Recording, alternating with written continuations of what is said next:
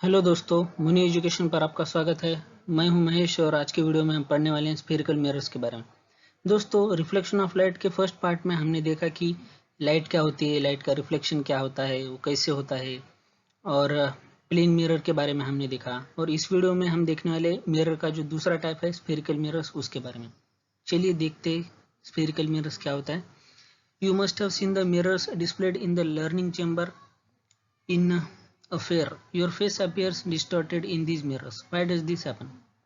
देखिए, आप अगर कभी बाहर मेले में गए होंगे तो आपने ऐसे मिरर जरूर देखे होंगे, जैसा कि आप इस डायग्राम में देख सकते हैं, laughing chamber.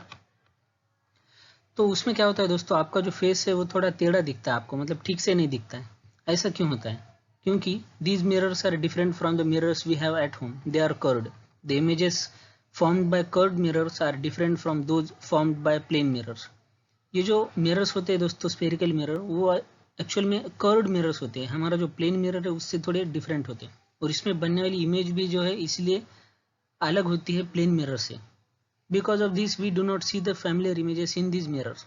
The rear view mirrors in cars which enable drivers to see the vehicles coming from behind are curved mirrors. देखिए दोस्तों, जो कार का जो रियर व्यू होता है उसे देखने के लिए, मतलब उसमें एक साइड ग्लास होता है, आपने देखा होगा कार के साइड में दो साइड ग्लास होते हैं जो उसके पीछे से जो व्हीकल आ रहे हैं उसके बारे में देखने के लिए। वो जो होता है वो एक एग्जांपल है स्फेरिकल मिरर का।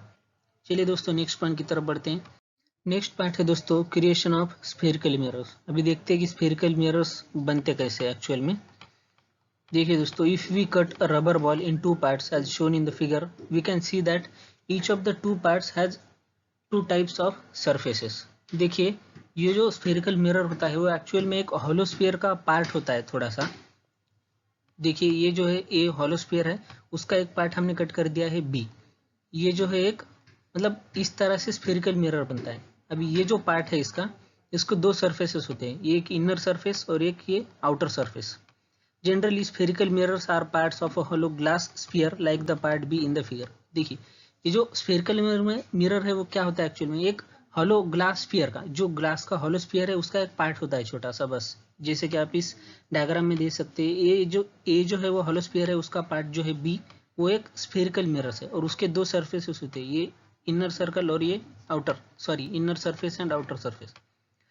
The inner or outer surface of this part is coated with a shiny substance to produce a spherical mirror. Reflection of light takes place either from its outer or inner surface.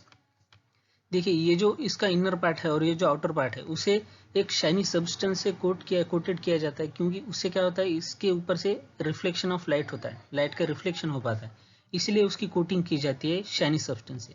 और इसी की वजह से उसके दो types पड़ते हैं। Thus there are two types of spherical mirrors as described below. इसके जो है दो टाइप्स होते हैं स्फेरिकल मिरर के, एक होता है कॉन्केव मिरर और एक होता है कॉन्वेक्स मिरर। उसके बारे में जानते हैं। If the inner surface of the spherical mirror is the reflecting surface, then it is called a concave mirror.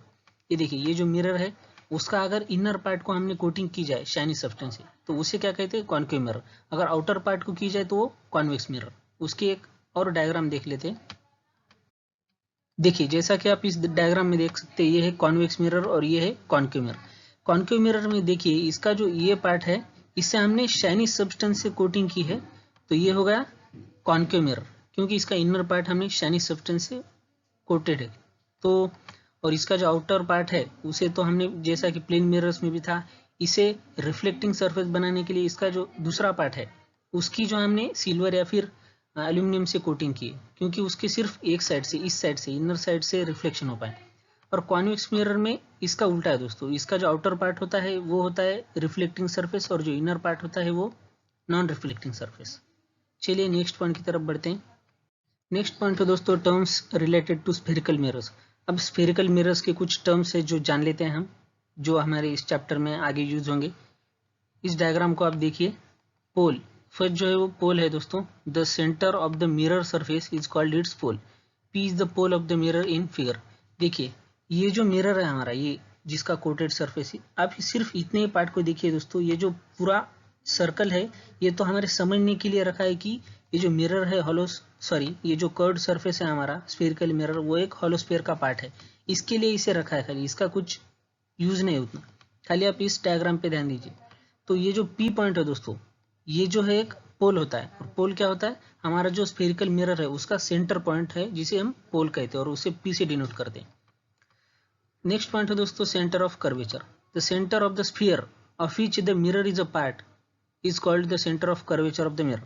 C is the center of curvature of the mirror in the figure. देखिए centre of curvature का क्या होता है, हमारा जो ये sphere का ये जो हमारा स्फेरिकल मिरर है, ये जिस स्फीयर का पार्ट है, इस स्फीयर का, उसके सेंटर को हम सेंटर ऑफ कर्वेचर बोलते हैं। देखिए इस डायग्राम में जो सी है वो सेंटर ऑफ कर्वेचर है। नेक्स्ट पॉइंट है दोस्तों radius of curvature. The radius of the sphere of which the mirror is a part is called the radius of curvature of the mirror. The length CP or CA in the figure is the radius of curvature of the mirror. इस sphere की radius जो दोस्तों वो क्या होती है, radius of curvature. Simply हमारे circle की जो रेडियस होती है उसी तरह से इस स्फीयर की जो रेडियस है, देखिए ये CA या फिर CP, ये जो है रेडियस ऑफ कर्वेचर। और कुछ टर्म्स है वो जान लेते हैं दोस्तों। नेक्स्ट टर्म है दोस्तों principal axis. The straight line passing through the pole and the center of curvature of the mirror is called its principal axis. PM is the principal axis of the mirror in the figure. देखिए ये जो पोल है हमारा P और जो centre of curvature है C, इन दोनों के बीच से पास होने वाली लाइन, ये लाइन, इसे क्या कहते हैं, हम प्रिंसिपल एक्सिस कहते हैं। इस फिगर में प्रिंसिपल एक्सिस कौन सा है, PM। नेक्स्ट टर्म देखते हैं principal focus. Incident rays which are parallel to the principal axis of a concave mirror after reflection from the mirror meet at a particular point in front of the mirror on the principal axis. The point F is called the principal focus of the concave mirror. देखिए अभी reflection कैसा होता है, मतलब कुछ raise आती है इस मिरर से टकराती है, तो अब रेज तो किसी भी डायरेक्शन में ट्रैवल करती है, लाइट की रेज। तो मान लीजिए कुछ रेज अगर इस जो हमारा PM जो है प्रिंसिपल एक्सिस उसके पैरेलल आ रही है और इस स्फेरिकल मिरर से टकरा रहे, तो यहाँ से रिफ्लेक्ट होने के बाद जो है वो एक पॉइंट से पास होती है जो कि मिरर के सामने है, ये F पॉइंट। यहाँ से अगर रेज जो है वो प्रिंसिपल एक्सिस के पैरेलल आई तो वो जो है रिफ्लेक्ट होने के बाद इस F पॉइंट से पास होती है। तो ऐसा पॉइंट जहाँ से रेज रिफ्लेक्शन के बाद पास होती है, मतलब F पॉइंट, उसे क्या कहते हैं हम, फोकस कहते हैं, मतलब principal focus of a concave mirror. In case of a convex mirror, incident rays parallel to the principal axis after reflection appear to be coming from particular point behind the mirror lying along the principal axis. This point is called the principal focus of the concave mirror. Convex mirror. देखिए concave mirror का तो हमने देख लिया कि ये focus है। Convex mirror के केस में क्या होता है, जो रेज है पैरेलल प्रिंसिपल एक्सिस से, वो रिफ्लेक्ट होने के बाद हमें ऐसा लगता है कि वो जो है एक ऐसे पॉइंट से आ रही जो कि मिरर के पीछे है, from a point behind the mirror, और वो पॉइंट भी इसी एक्सिस पे होता है, प्रिंसिपल फोकस पे। वो पॉइंट मान लीजिए यही कहीं होगा इधर। तो अगर हम इस लाइन को एक्सटेंड करते हैं प्रिंसिपल एक्सिस को, तो इस लाइन पे मिरर के पीछे कहीं होगा वो पॉइंट। तो उस पॉइंट को क्या कहते हैं, focus of the concave mirror. कुछ नहीं दोस्तों, देखिए कॉन्केव मिरर का जो फोकस है वो मिरर के सामने होता है, और कॉन्वेक्स मिरर का भी इसी प्रिंसिपल एक्सिस के ऊपर होता है, बस वो इस पोल के इस साइड पे होता है, देखो राइट साइड में, इधर कहीं पे होगा। चलिए नेक्स्ट टर्म देखते हैं, focal length. The distance F between the pole and the principal focus of the mirror is called the focal length. देखिए ये जो F पॉइंट है और ये जो P है पोल हमारा, उन दोनों के बीच का डिस्टेंस है उसे क्या कहते हैं, फोकल लेंथ। सिंपल सी बात। This distance is half of the radius of curvature of the mirror.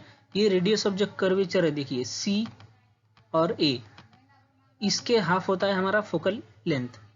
Next point की तरफ बढ़ते हैं अब। नेक्स्ट पॉइंट है दोस्तों drawing the reflected raise. Spherical mirrors पे अगर कुछ रेज आ रही है, इंसिडेंट हो रही है, तो रिफ्लेक्ट कैसे होती है उसके बारे में जान लेते हैं। देखिए in figure Mn is spherical mirror and रे AQ is incident on it. देखिए Mn जो है वो स्फेरिकल मिरर है और रे A और Q ये जो है इंसिडेंट रे है इस मिरर के ऊपर। CQ is a radius and therefore is perpendicular to the mirror at Q. CQ जो है दोस्तों, CQ वो क्या है, मिरर की रेडियस ऑफ कर्वेचर है और इसीलिए वो मिरर से परपेंडिकुलर है। परपेंडिकुलर कैसे देखते हैं, देखिए ये जो रे है CQ वो इस मिरर से यहाँ पे 90 डिग्री एंगल बना रही है, ये जो एंगल है, इसलिए ये क्या होती है, मिरर से परपेंडिकुलर है। Therefore angle AQC is angle of incidence, इसलिए एंगल AQC ये जो है दोस्तों एंगल AQC देखिए ये क्या है, एंगल ऑफ इंसिडेंस। अभी एंगल ऑफ इंसिडेंस क्या होता है, देखिए दूसरे डायग्राम में किसी मिरर पे एक इंसिडेंट रे इंसिडेंट हो रही है, जैसे कि ये आप जो देख सकते हैं ये रे इंसिडेंट हो रही है इस मिरर पे, और मिरर पे एक नॉर्मल लाइन है, मान लीजिए ये, जैसे कि इस मिरर में यहाँ पे देखिए अगर यहाँ से हम ऐसे हॉरिजॉन्टल लाइन ड्रॉ करते हैं तो ये कोई एक नॉर्मल लाइन मिरर से, और वहाँ पे एक इंसिडेंट रे आई है AQ जो है इस डायग्राम में। अभी दूसरे डायग्राम में वैसे ही इस नॉर्मल लाइन पे ये रे आ रही है इंसिडेंट रे, और कुछ एंगल बना रही है नॉर्मल लाइन से, ये जो एंगल है तो इसी को क्या कहते हैं, एंगल ऑफ इंसिडेंस। कुछ भी नहीं, एक मिरर पे इंसिडेंस रे आती है और नॉर्मल से कुछ एंगल बनाती है, रिफ्लेक्ट होने के बाद भी एक एंगल बनता है, उसे एंगल ऑफ रिफ्लेक्शन कहते हैं, और इंसिडेंट रे से जो एंगल बनता है उसे क्या कहते हैं, एंगल ऑफ इंसिडेंस। अभी देखिए according to the laws of reflection angle of incidence and angle of reflection are of the same measure. Thus, while drawing the reflected ray QB, angle CQB must be equal to the angle EQC. देखिए जो reflection of laws के कुछ laws है reflection of light के, वो हम next slide में देखेंगे। तो वो क्या कहते हैं, एंगल ऑफ रिफ्लेक्शन और एंगल ऑफ इंसिडेंस क्या होते हैं, सेम होते हैं।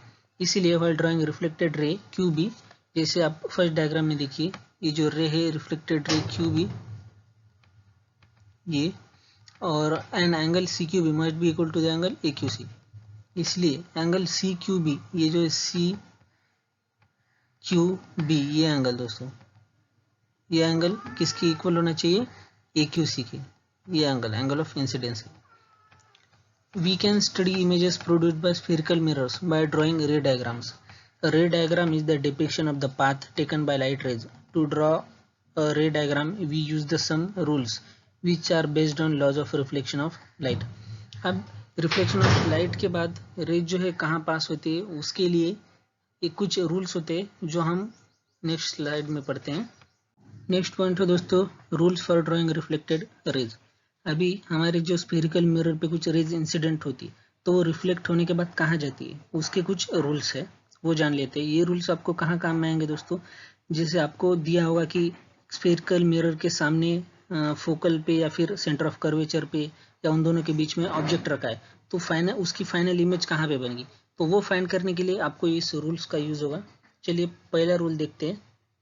Rule 1, if an incident ray is parallel to the principal axis then the reflected ray passes through the principal focus. देखिए अगर हमारी जो इंसिडेंट रे है वो हमारे प्रिंसिपल एक्सिस के पैरेलल है, मतलब पैरेलल आके स्फेरिकल मिरर से टकरा रही है यहाँ से, और फिर रिफ्लेक्ट होने के बाद तो वो कहाँ से जाएगी, हमारे प्रिंसिपल फोकस से जाएगी, ये जो F पॉइंट है यहाँ से जाएगी। और नेक्स्ट रूल है दोस्तों rule 2, if an incident ray passes through the principal focus of the mirror the reflected ray is parallel to the principal axis. अगर जो इंसिडेंट रे है हमारी, ये देखिए इंसिडेंट रे रूल 2 के डायग्राम में, अगर वो हमारे फोकस से पास होती है इंसिडेंस के समय, तो रिफ्लेक्शन के बाद वो क्या है, प्रिंसिपल एक्सिस से पैरेलल जाएगी, मतलब रिफ्लेक्ट होगी तो प्रिंसिपल एक्सिस से पैरेलल ही होगी। रूल 3 दोस्तों, इफ एन इंसिडेंट रे passes through the centre of curvature of the mirror the reflected रे traces the same path back. अगर हमारी इंसिडेंट रे इस सेंटर ऑफ कर्वेचर से पास होती है, डायग्राम 3 में देखिए, तो रिफ्लेक्शन के बाद भी वो उसी पाथ से रिफ्लेक्ट होगी। ये रूल 3 है दोस्तों। तो चलिए नेक्स्ट स्लाइड की तरफ बढ़ते हैं। नेक्स्ट पॉइंट है दोस्तों images obtained in concave mirror and convex mirror. देखिए अब एक फर्स्ट एग्जांपल देखते हैं। इस डायग्राम में देखिए आप images found by concave mirror.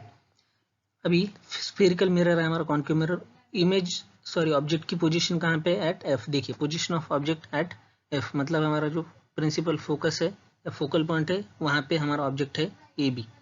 अभी पोजीशन ऑफ इमेज कहाँ पे कर रही है, इन्फिनिटी पे। तो इन्फिनिटी पे कैसे बनती है इमेज, देखिए दोस्तों अभी हमारा जो ऑब्जेक्ट है AB, तो यहाँ से कुछ रेज अभी इंसिडेंट होगी ऑब्जेक्ट से, तो A से जो रेज जा रही है दोस्तों, ये देखिए ये जा रही है प्रिंसिपल एक्सिस के पैरेलल, मतलब मिरर पे इंसिडेंट हो रही है पैरेलली प्रिंसिपल एक्सिस के। तो रिफ्लेक्शन के बाद वो कहाँ से जा रही है, इस फोकल पॉइंट F से। जैसा कि हमने पिछले जो 3 रूल्स देखे थे उसमें से फर्स्ट रूल ये कहता है दोस्तों। अभी दूसरी जो रे इंसिडेंट हो रही है दोस्तों, ये जो है वो सेंटर ऑफ कर्वेचर से पास हो रही है। तो इसका जो थर्ड रूल था वो क्या कहता है, अगर incident ray centre of curvature से इंसिडेंट हो रही है तो रिफ्लेक्शन के बाद भी वो उसी पाथ से रिफ्लेक्ट होगी, तो इसी पाथ से रिफ्लेक्ट होके जाएगी। अब आप इन दोनों रेज को देखिए दोस्तों, ये जो है कहीं मिल नहीं रही, इसका मतलब जो है वो इन्फिनिटी पे जाके मिलेंगी। तो इस तरह इमेज कहाँ पे बनती है, इन्फिनिटी पे बनती है। और इमेज की प्रॉपर्टीज क्या है दोस्तों, हाईली इनलार्ज, ये इमेज जो है ऑब्जेक्ट की साइज से काफी बड़ी होती है, और इमेज रियल होती है और इन्वर्टेड होती है। वैसे ही आप इस एग्जाम्पल को देखिए, आप खुद सोचिए इसके बारे में। हम एक कॉन्वेक्स मिरर की इमेज देख लेते। Image is found by convex mirror इस डायग्राम में। पोजीशन ऑफ ऑब्जेक्ट जो है दोस्तों इन्फिनिट पे। अब कैसे देखिए, ये जो इंसिडेंट रेज जो मिरर पे रेज पड़ रही है, ये कहाँ से एक्चुअल मतलब हमें नहीं पता कि आ कहाँ से रही है, तो इसका मतलब ये जो रेज है तीन, वो कहाँ से आ रही है, इन्फिनिटी से आ रही है। अभी रिफ्लेक्शन के बाद ये रेज देखिए इस डायरेक्शन में जा रही है, और ये जो रे यहाँ से जा रही है, लेकिन हमें ऐसा अपीयर होता है कि वो रेज जो है वो यहाँ से आती है, इस फोकल पॉइंट एफ से।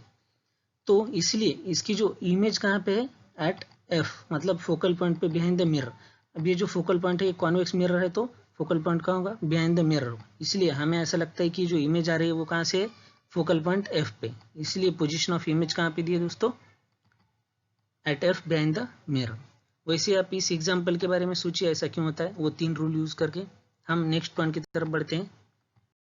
नेक्स्ट पॉइंट है दोस्तों, images formed by concave mirror. जैसा कि हमने पिछले स्लाइड में भी देखे थे कुछ एग्जांपल्स, वैसे ही इस टेबल में भी कुछ और एग्जांपल्स दिए हैं।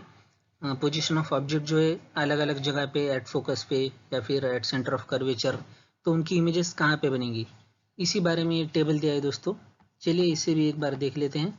फर्स्ट पॉइंट, अगर पोजीशन ऑफ ऑब्जेक्ट जो है वो बिटवीन पोल एंड फोकस होगी तो इमेज कहाँ पे बनेगी, बिहाइंड द मिरर। और नेचर ऑफ इमेज कैसा होगा दोस्तों, इरेक्ट एंड वर्चुअल। और साइज जो है उसकी मैग्नीफाइड होगी। अगर हमारा जो ऑब्जेक्ट है वो फोकस पे होगा, एट द फोकस, तो जो इमेज बनेगी वो इन्फिनिटी पे बनेगी। और जो नेचर ऑफ इमेज होगा दोस्तों वो होगा रियल एंड इन्वर्टेड। उसकी साइज भी काफ़ी बड़ी होगी, वेरी लार्ज। तो वैसे ही आप ये थर्ड पॉइंट, फोर्थ पॉइंट और फिफ्थ पॉइंट को देख लीजिए दोस्तों। अब ये कैसे बनती है इमेज, यहाँ पे कैसे आ रही है, जैसे कि मान लीजिए अगर ऑब्जेक्ट फोकस पे तो इमेज इन्फिनिटी पे कैसे बन रही है, जैसा हमने पिछले स्लाइड में देखा था, बिल्कुल वैसे ही आप इसे समझ सकते हैं। और नेक्स्ट पॉइंट है दोस्तों, images formed by convex mirror. The nature of the image formed by convex mirror does not depend on the distance of the object from the mirror. Convex mirror से जो इमेज बनती है दोस्तों, उसका जो nature होता है वो ऑब्जेक्ट का जो डिस्टेंस है मिरर से, उस पर बिल्कुल भी डिपेंड नहीं करता है। और these images are always virtual. ये जो इमेज होती है वो हमेशा वर्चुअल होती है, कॉन्वेक्स मिरर से बनने वाली। And smaller than the object and situated behind the mirror. और इस इमेज की जो साइज होती है वो ऑब्जेक्ट से कम होती है।